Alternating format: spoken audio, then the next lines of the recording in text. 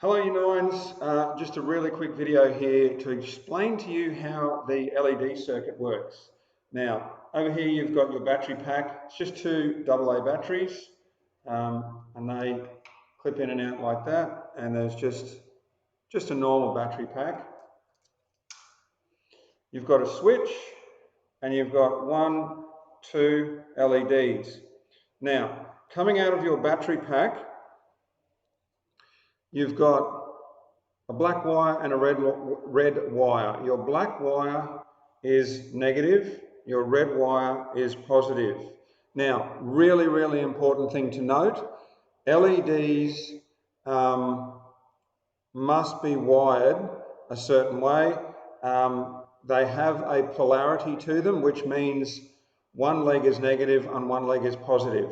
Now, the short leg, and when you get the LEDs, you'll see there's a short leg and a long leg.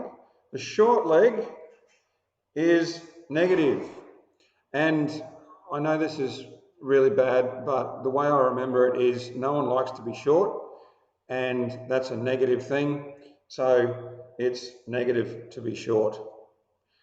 It's one way to remember it. You may have a more politically correct way of doing this. Now, you have, I normally just put the switch on the negative wire, on the negative leg, and there you go, okay? Works pretty well.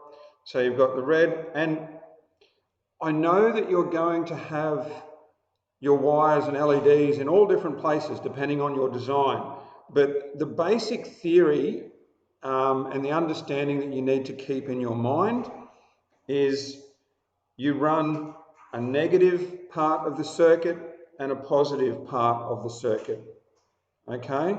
So you need two wires going to every LED, okay? And basically you just have a wire going past it.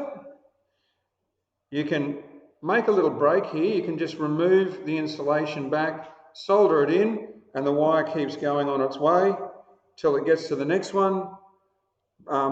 Remove the insulation, solder it on here, and the same goes for these. So it's almost like a postman coming past your house and delivering current, okay?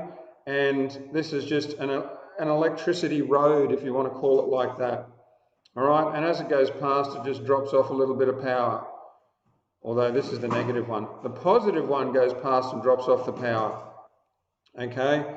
The negative part of the circuit earths your circuit, okay? So it actually keeps it grounded, okay?